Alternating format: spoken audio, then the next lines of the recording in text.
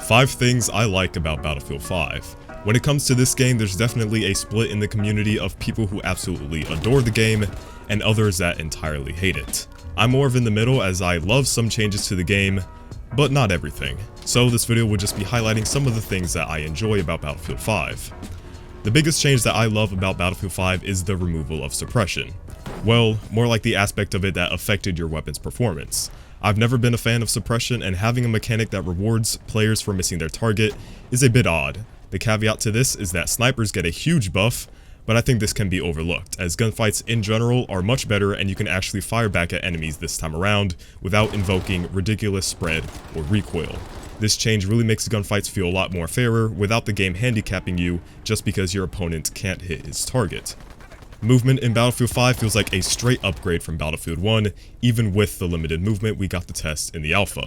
Jump shotting is back, which definitely makes the game feel a lot more responsive compared to Battlefield 1, and sliding is also making a return with a 90-degree turn radius, which is good to see.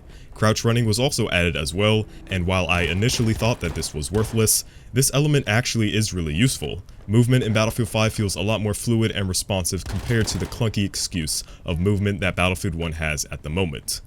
Another thing that I really like about Battlefield 5 is the absence of cheesy and bullshit gameplay additions. Things like behemoths and superheroes, aka elites, are gone, which is instantly a plus in my book. Melee is also less of a crutch in CQB as well, which I am glad to see. Hopefully, the number of indirect fire weapons in Battlefield 5 will be at an all-time low, as these generally lead to uninteresting and frustrating gameplay. Customization and archetypes is definitely something that I am glad to see and looking forward to in Battlefield 5.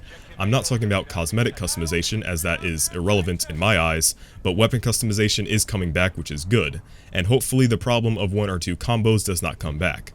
Personally, I would have chose an improved and tweaked version of the weapon variant system, but I can live with this. Archetypes is also an interesting way to balance out the classes that already exist, so I'm looking forward to how these will work out in the full game. And lastly, we have no visual recoil.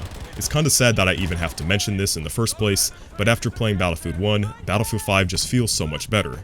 If you don't know how visual recoil affects Battlefield 1, I made a video previously on this subject, so go check it out if you have the time. No optical bounce while moving or firing makes fights much more consistent and prevents you from taking shots that are not on target, so no more screen dotting to gain an advantage against those who aren't. And that about wraps up the things that I enjoy about Battlefield 5. I may or may not do a follow-up on this video about 5 things I don't like about Battlefield 5, but I guess time will tell.